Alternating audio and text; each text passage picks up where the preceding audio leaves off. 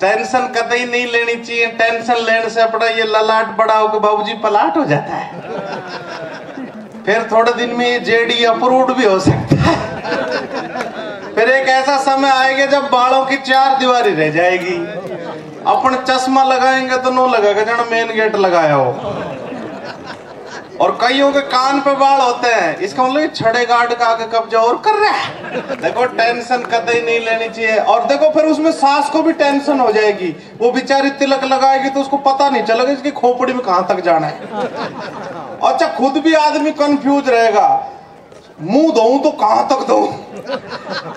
अच्छा आपने कई तरह के प्लाट देखे होंगे, कईयों के बाल यहाँ से उड़ते हैं, इसका मतलब ये हवेली के लिए छोड़ रखा है प्लाट। कईयों की साइड में से मांग निकलती है, यानी कॉर्नर का है। फिर हमारी भैंस का साहब वो पाडा मर गया था। तू हंस रहा, हमारे घर में हादसा हो गया था। सबसे बड़ा हादसा तो ये हुआ, मेरी दादी बोली बेटा तेरी शक्ल पाडे में मिलती। अच्छा किस किस को लगता है मेरी शक्ल भैंस जैसी? हाथ ऊंचा करो। ओ माय गॉड, जिन जिन लोगों ने बहन जी हाथ ऊपर करा इनको जवाब मैं देता हूं आपकी तरफ से। जिन जिन लोगों ने हाथ ऊंचा कराया ना, मैं उनको इतना ही कहना चाहता हूं कि भाई भाई को पहचान ही लेता है। और आज तो 3-4 बहनें भी मिल गई। मेरा तो कुणबा यहाँ बैठा है, मैं गांव में पैसे नू ही बेचने लग रहा हूँ। लेकिन साहब मेरी दादी आपकी जैसी बहुत अच्छी थी, माँ बैठी है कई, वो अच्छी थी। बोल बेटा तेरी शक्ल ही ना मिले रे डब्बू, तेरी अकल भी ऐसी है। और तो और तू चरता भी पाटने की। मैं एक बार तो गुस्सा आया मुझे, फिर मैंने बड़ा दिल करा, मैं माँ इतना सेवा करती है, गूंद के लाडू खुआती है, इसका मान तो रखूं।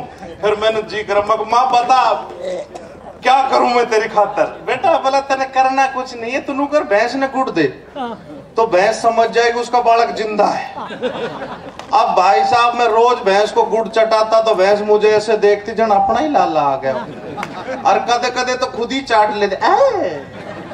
लेकिन साहब आपने देखा होगा गांव की जो बच्चों की अकल शकल कैसे बनती है। जैसे स्कूल है, इसको बड़ा शकल कैसे बनेगी, कितना विचार सोचा होगा, सारे दिन उसके नक्शे देखे होंगे, जब तो इनके दिमाग में चीज आई। ऐसे ही जब बच्चा छोटा होता है, यानी कि माँ जब देखती है ना कोई चीज, तो वैसा ही बच्चा होता है। तो आपने देखा होगा जो शहर की अल्ट्रा मॉडर्न मम्मियां होती है ना, वो घर में ऐसी ऐसी तस्वीर लगाती हैं, लाल बच्चों की, अंग्रेज बच्चों की, गाजरी बच्चों की, टमाटरी बच्चों की। उनको देखेंगी तो तुम्हारे जैसा लाल लाल बालक होएगा। लेकिन जब मैं हुआ, जब ऐसी कोई व्यवस्था नहीं थी, क्योंकि अपनी मम्मी, गांव की मम्मी, देसी मम्मी, वो सारे दिन भैंसों को ही देखा करती, तो सारा रिजल्ट भी ऐसा ही निकलेगा।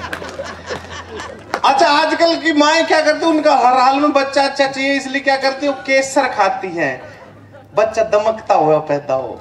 बादाम, बुद्धिमान बालक, पालक खाएंगी, आज्ञा पालक बच्चा हो, योगासन करेंगी ताकि योगासन की प्राप्ति हो। लेकिन हम हुए जब ऐसी कोई व्यवस्था ही। अपनी तो गांव की मम्मी, देसी मम्मी, मेरी मम्मी को पता चल जाए ना किसी कान में फुंसी हो रही है, तो पता क्या करेगी, लिया हमारे गाय तो है नहीं भाई, उनके बता गए गोमूत्र डालना चाहिए, वो तो भैंस को ताता ताता जग भरा, बच्चे को घेर के साला का कान में जब तक घेरे जब तक मुंह मांस बाहर नहीं आ जाए। इतनी अच्छी मम्मी। कल परसों वो मेरे को कह रहा है गांव से, बोला यार तेरी मम्मी ने मना ले, मेरे पास आई थी, बोला इसमें रिचार्ज कर दे बेटा, तो मैंने कर दिया। फिर बोला मेरे छोरा से तो बात ही ना हो रही, बोलता ही रेंज ना होगी, बोल 10 रुपया की या भी डाल दे बेटा। तो मम्मी देसी होती है। लेकिन साहब आजकल के युग में अपन टेंशन ले लेके, इसीलिए टेंशन आपकी खत्म होगी क्योंकि इतना अच्छा बढ़िया स्कूल बन गया, अब आसपास बच्चों की अच्छी परवरिश होगी। लेकिन मेरी मिसेज ज्यादा टेंशन लेती है बाबूजी। वो क्या करती है, इतनी टेंशन लेती है, उसका चश्मा चढ़ गया, उसने चश्मे को हटा के सिर पर रखना शुरू कर दिया। तो थोड़े दिन बाद पता चला मुझे इसकी आंख ही नहीं, इसका खोपड़ा भी खराब है। कई लोग यूं जेब में रखते हैं चश्मे को, इसका मतलब इसका जेब हट काला है। कई बाबा यूं डोरी में लटकाते हैं, इसका मतलब लीवर फेफड़े सब गए। और एक मेरा बच्चा ऐसा है, वो चुक चुक चुक सारे दिन डांस, वो चश्मे को आगे टाकता है। तो मैं समझ जाता हूँ इसका तो भविष्य ही खराब है। देखो ताली बजाओ, जिससे लोगों को लगेगा हाँ लगे, सुनना चाहिए। बाबा आप जैसा कोई बढ़िया आदमी हमारे घर आता था तो मेरी पापा के आत्मा जगती बहन के लिए बर्फीला नमकीन ला, मैं लाता, पर ध्यान ये रखता है छोड़ दे तो अपना भी नंबर आए। लेकिन कई मेरे जैसे होते हैं भाभी जी बेसब्रे, उनका दोनों हाथ चलते जन गंडा सा चाल रहे हो, ऐसे लोगों से मुझे नफरत है। लेकिन कई सर पढ़े लिखे लोग, ऐसे बढ़िया लोग होते हैं आप जैसे, वो क्या करते हैं, मीठे का नुकसान उनको पता है, वो बर्फी को ऐसे खाते हैं जन बर्फी की चोट लग जाएगी, और कहो तो ऐसे खाएंगे जन बर्फी की मांग भर रहे हो, जीवती रहो, सदा सुहागन रहो। फिर मेरे पापा ने कह रखी थी भाई पाव बर्फी लानी है, लेकिन मैं लाता आधा किलो, बाप का नाम लिखाने में अपने क्या जोर आ रहा है। लेकिन कोई बाप का नाम लिखाए तो ऐसे लिखाना चाहिए जिससे बाप का गर्व का सीना एकदम चल जाए। एक बार जोरदार तालियां लगानी चाहिए अपने को, क्योंकि जो अपने संस्कारों को नहीं भूलते, माँ बाप को नहीं भूलते, कि हादसों से जिस शय ने हमें बचाया होगा वो कुछ और नहीं, हमारे माँ बाप की दुआओं का साया होगा। मैं आपके बीच देश की बात करना चाहता हूँ। आजकल हमारे देश में इतनी देशभक्ति की बात होती है, लेकिन सही बात क्या होती है मैं आपके साथ जोड़ना चाहता हूँ, और देश के सम्मान में 2 लाइनें कहता हूँ कि लहराएगा तिरंगा ही अब आसमान पर, भारत का नाम होगा हर जबान पर, ले लेंगे जान उसकी या खेलेंगे जान पर, कोई आंख तो उठाए हिंदुस्तान पर, कि मादुरे वतन के लिए जो हो गया शहीद, हिंदुस्तान को नाज है उस नौजवान पर। भारत माता की। तो बीच बीच में मेरे देशभक्ति जाती है, लेकिन वो बर्फी वाली बात पूरी कर दूं बाबा।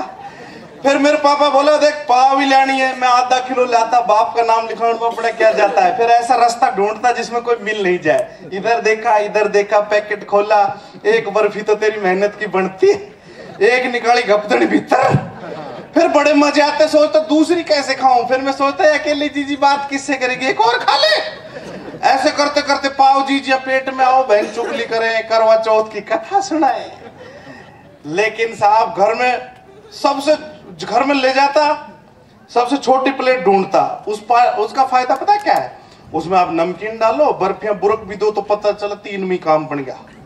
फिर मेहमान के सामने, सर मेहमान तो दूर ही बैठते ले जाके उनके ऊपर रखता, खुद जंगले में खड़ा होकर कड़पता, कहीं साड़ा सारी नहीं खा जाए। अच्छा कई मेहमान ऐसे बुरे होते हैं वो खा जाए प्लेट फाड़ के भी, ऐसे लोगों से मुझे नफरत है, आई हेट। लेकिन कई मेहमान तो वही है जो मांग काटनी है, उनसे मुझे बहुत प्यार है, आई लव, मचा मच टू मच। लेकिन साहब जिंदगी में सारे दिन एक जैसे नहीं होते। अब मैं जैसे ही तुलवा के घूमता तो छोटा भाई खड़ा मिलता, तुलवाली के रम को तू जमीन बांटने के चक्कर में बर्फियां बांटेगा। फिर उसके बाद साहब मैं घर आता, घर देखता तो पहले तो सब चीज मिल जाती बची हुई भी। फिर मैं सिस्टर से पूछता, मैंने पीपे के पीछे कुछ रखा था वैसा सामान, बोले भाई अपने घर में मूसा बहुत हो गया। फिर मैं मन ही मन सोच तो असली मूसी तू ही है, मेरा माल खा गई। लेकिन बर्फी की आदत, कितनी भी अच्छी आदत को आदत मत बनाओ साहब। एक बार इसके चक्कर मेरी सगाई छोड़ गई बाबूजी। मेरे पापा बोले जा जयपुर में जा, तू अब तो नौकरी में लग गया, बढ़िया नौकरी लग गई, जाके तू लड़की देखे आ। तो मैं जब पढ़ा कर, तो इनके ये कोचिंग वाले है ना, ये बिगाड़ कर रखते हैं कि तू तो कलेक्टर बनेगा। तो मैं पापा को बोलो पापा मैं कलेक्टर बनूंगा। बाप मेरा आप जैसा, कभी बहुत प्यार करो तो प्यार करे, जूती मारे तो जूती मारे। बोले कलेक्टर बनेगा, तेरा बाप भी बना कलेक्टर। मुझको ये जूती मारे इससे पहले मैं चले जाऊंगा। बोला जा रहा है ना लड़की देखने, एक बात का ध्यान रखना, सबकी बहन बेटी अपनी बहन बेटी। अब आप ही बताओ, सबकी बहन बेटी अपनी बहन बेटी तो मैं देखूंगा क्या। लेकिन ये काम मैंने करा। अब सीन में देखना साहब, पापा समझाए, बोले देखो अपनी बहन बेटी बुआ को कोई देखना है, वो मना कर दे, वो कोई आत्महत्या कर ले, कितनी बुरी बात। मगर पापा भी बर्फियों की तरह असली बात करता आपकी तरह। मैं गया, सामने लड़की, इधर मेरे चाचा, इधर उसके पापा, दोनों बात कर रहे, आओ भाई साहब आपको घर दिखाएं। अब सीन में कौन रह गया, नौजवानों को बता रहे ऐसा ही होता है। अब सीन में कौन बच गया, सामने लड़की, बीच में मेज, और मेज पे बर्फियां, और जीवन जाए भाड़ में, अपना ध्यान बर्फियों पे। लड़की भूल गए। और ये पहलवानी हाथ जब मीठा देखता है तो 5-7 पीस लिए बिना नहीं डरता। जैसे ही मैं, अब मेरा देखो सौभाग्य देखो, वो कन्या माता नीचे देख रही। अब सीन में क्या रह गया, मेरे सामने बर्फी, और जैसे ही मैंने बर्फियों पर हाथ टेका तो जो बालिका विश्वविद्यालय नीचे देख रहा था ना, उसके मच्छर लड़े राम जी क्या, उसकी गर्दन ऊपर हो गई। अब सीन क्या बन गया, मेरे हाथ में बर्फी, इधर उसकी मुंडी, इधर मेरी मुंडी, जन चंद्र ग्रहण हो रहा है ना, तरबूज। अब मैंने जैसे उठाया, मेरी नजर मिलते ही मेरा दौड़ा हो गया। मैं, लड़कियां बहुत अच्छी होती हैं, माताएं बहनें बहुत अच्छी होती हैं, वो भी बहुत अच्छी थी। उसने मेरी तरफ देखा गुस्से में, मेरे प्राण सूखे। फिर वो माहौल समझ गई तो उसने मेरी तरफ देख के मुस्कुराई और एक इशारा करा जिस पे आप उछल जाओगे। उसने मुझे यूं देखा, फिर देखी, मुस्कुराई और एक इशारा करे, अरे चेप दे तुझा। कौन सी बात कैसे कहाँ कही जाती है, ये सलीका हो तो हर बात सुनी जाती है। तो बात कहने का एक सलीका होना चाहिए। मैं आपको जोड़ता हूँ, एक गीत है मेरे पास, तिरंगे का गीत है, मैं आपके साथ जोड़ता हूँ कि ओ तिरंगे, ताली बजाए हल्की हल्की। ओ तिरंगे, ओ तिरंगे, ओ तिरंगे, ओ तिरंगे, लिपट कर तुझसे अरमान मेरे हो गए हैं रंग बिरंगे, रंग बिरंगे, रंग बिरंगे। और रंग किस किस का है साहब? बहन की राखी का रंग है, वर्दी उस खाकी का रंग है, तिरंगे में लिपटी है जो अंतिम उस झांकी का रंग है। बहन की राखी का रंग है, भाई की बाजू का संग है, ममता के आंचल का रंग है, पिता के अश्रु भी संग है, और सबसे बढ़कर इसमें बच्चों की नटखट उमंगे। ओ तिरंगे, ओ तिरंगे। और रंग देखिए साहब, आप किसान आदमी है तो समझ जाएंगे क्या रंग होता है। हरा रंग होता है, केसरिया रंग होता है और व्हाइट रंग होता है। तो हमारे तिरंगे का कैसे बनता है? ये हमारी वजह से, गांव की वजह से बनता है कि गांव की सुबह सुनहरी, राह की तपती दोपहरी, गोधुली वेला का रंग है, रात का अंधकार संग है, सूरज की तरह छिप गया क्यों ओ मेरे जलते पतंगे। ओ तिरंगे, ओ तिरंगे, ओ तिरंगे, ओ तिरंगे। Thank you very much.